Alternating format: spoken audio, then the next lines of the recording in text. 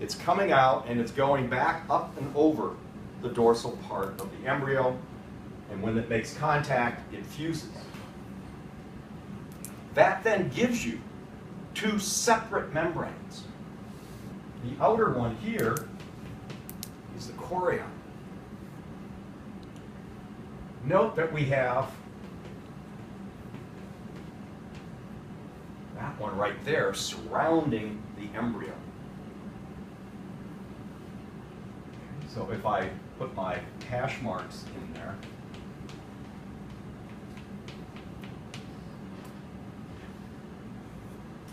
the cavity, the space inside of the amnion, so between the amnion and the embryo, that is the amniotic cavity.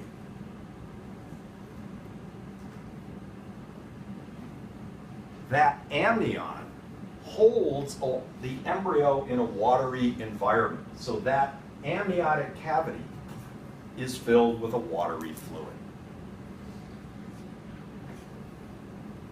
It's the same amnion. It's homologous to the amnion in humans. Amniocentesis, they just go in with a needle, they extract some of the fluid from there and look at the cells that are in there, or the chemical composition. The allantois, yeah? Does it close at the bottom too? No, it does not. No. The allantois comes out, actually my eye should be there, something like this.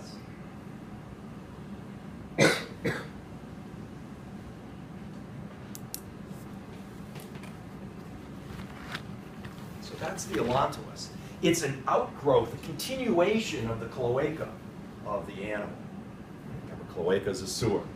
It's that lower part through which the digestive products, reproductive products, and urinary products all pass.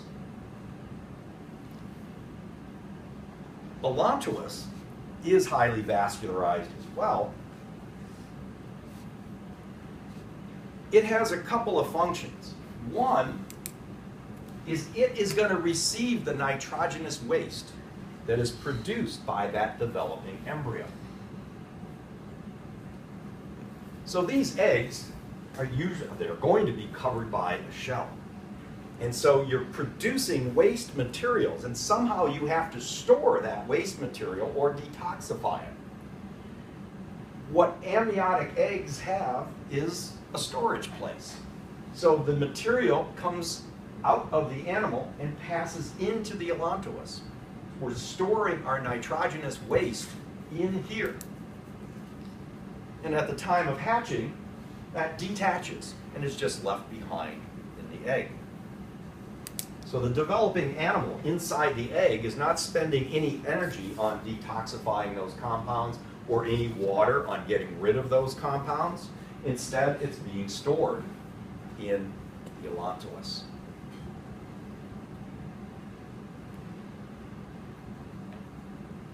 You're going to have, eventually, a shell surrounding that animal. As it gets bigger, its requirement for oxygen increases. The allantois out here is close to the outside. It has a very good blood supply. And that blood supply will pick up extra oxygen and take that into the embryo.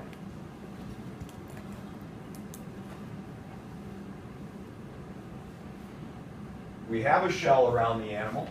It is permeable to water, permeable to gases, so that oxygen can diffuse through. Water can diffuse out as well.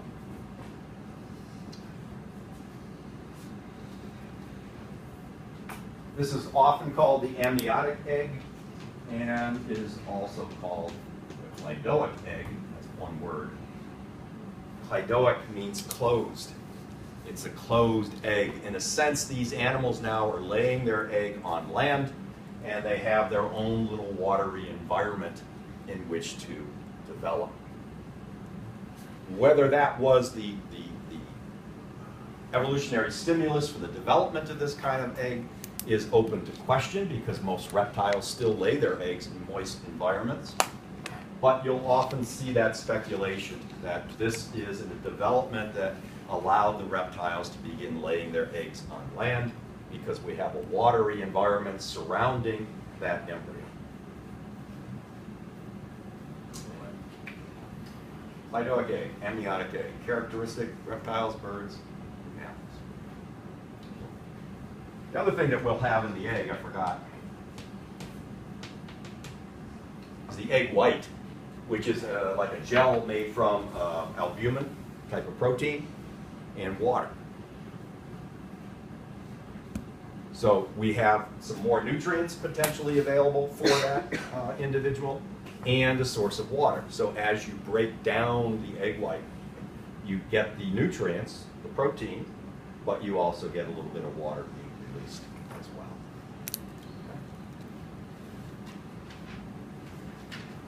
Make sense?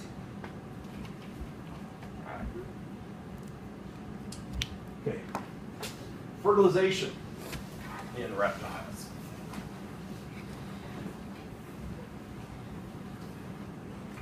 All reptiles have an egg like that. They're all going to have a shell around it. It's not calcareous, by the way. It's not like a chicken egg. It's going to be more of a leathery shell around it. But once that egg is laid, the shell is around it. So all reptiles have internal fertilization. Sperm would not be able to get through the shell around the outside. So how do they accomplish it? They have 3 different techniques.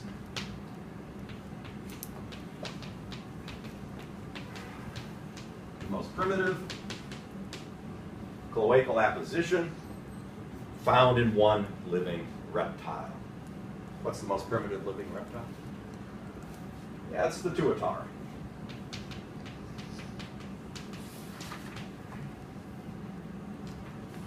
But your other reptiles are going to use a copulatory organ. Lizards and snakes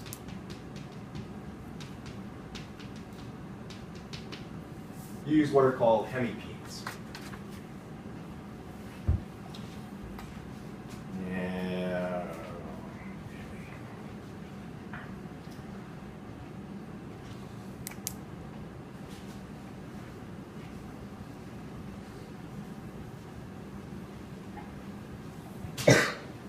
In a snake that is not mating, this would be the outside world, this would be the inside world. The opening to the cloaca would be right there. And you have this structure that's associated with the wall of the cloaca that at the time of mating is going to be everted.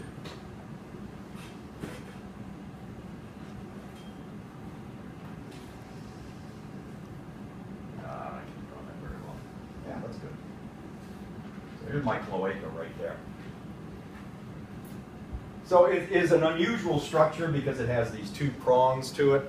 One of those will be inserted inside the female, and there's a groove that runs along it. And so that groove is going to channel the sperm from the female's cloaca, from the male's cloaca into the female's cloaca. And we have a better... I'm not going to turn on the projector for this.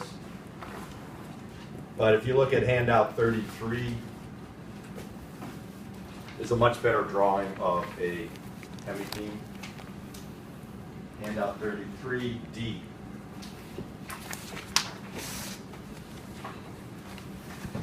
And I just happen to have a snake with its hemipenes pulled out. So I'll pass this around. Whoever preserved this back around 1920, I can't remember what the date was on it, they took those hemipenes and pulled them out before they preserved this animal. But you can see them there right on the top. So that's what lizards and snakes are going to use in order to accomplish internal fertilization. Our turtles and our crocodilians are going to use a reptilian version of a penis. It differs from the mammalian version in that you do not have a permanently enclosed tube. So again, you're going to have a structure associated with the cloaca. And it'll come out of the animal, and there'll be a groove running down it. If we took a cross section of this and looked at it, it would look something like that. So you have the groove right in the middle that is going to channel the sperm from the cloaca of the male into the cloaca of the female. That same handout again. E is the reptilian version of a penis. You can see it's associated with the cloaca. At the time of mating, it will become erect, it will extend outwards, but there is no permanently enclosed tube. Instead, you get a trough. Oh, in some species it might even go like that, so you have a temporary tube. But it's not permanently enclosed as in the mammalian version. All right, so they all have internal fertilization. Different ways of accomplishing that. Most reptiles are oviparous. That includes all of your turtles and all of your crocodilians. They are all oviparous. Most lizards and snakes are oviparous, but there are some that are ovoviviparous and viviparous. So if you're going to make a broad generalization, reptiles are oviparous, but we do have exceptions in the lizards and the snakes. Good enough. Okay, so we can move on to lab.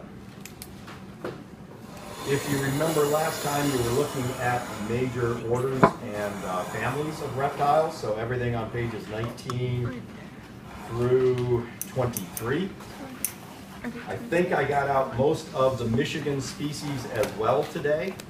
So continue to do the orders and families. If you have time, start on the Michigan species.